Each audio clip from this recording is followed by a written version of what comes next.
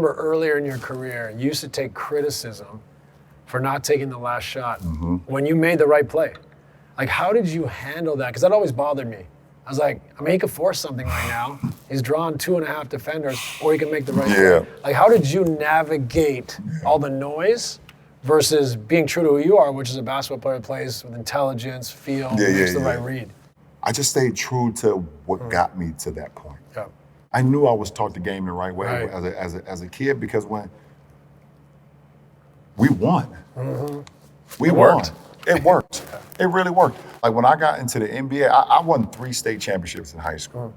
I thought it was something that like all NBA players did. If you were one of the best players in the world, or you're one of the best players on your high school team, like you should be able to win a state championship. Right. And I got in the NBA, and there was a lot of guys that never won a state championship, that never won an AAU Nationals finals, that never won.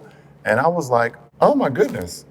I absolutely was taught the game the right way. And we all succeeded and have fun doing it. Like it brought so much enjoyment to be able to play the game the right way. I never averaged more than 30 points in high school. I think my highest average was like 27, 28, I believe. Sure, because it wasn't about that. Yeah, it wasn't about that. I could have averaged 50 points a game if I wanted to, probably my junior and senior year. But it was never about that. It was about how can I maximize my teammates?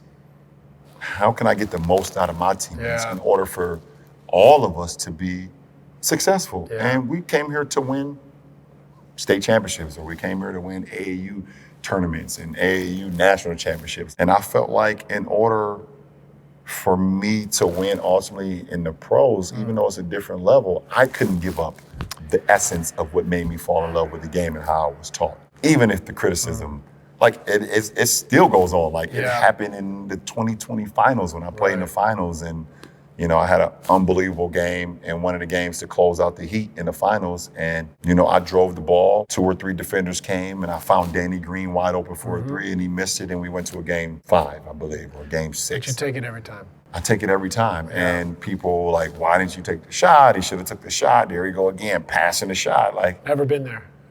It's never, you know, it's one of the, you know, I don't know the quote verbatim, like, but Theodore Roosevelt, headline, you know, the man in the arena. Man in the arena. The man in the arena. It's like one of my favorite quotes about, you know, being mirrored with dust and everything. And it's always the guy that's not in the arena is the one that's the loudest. You've never stepped foot in an arena, so how can you ever challenge what I am doing?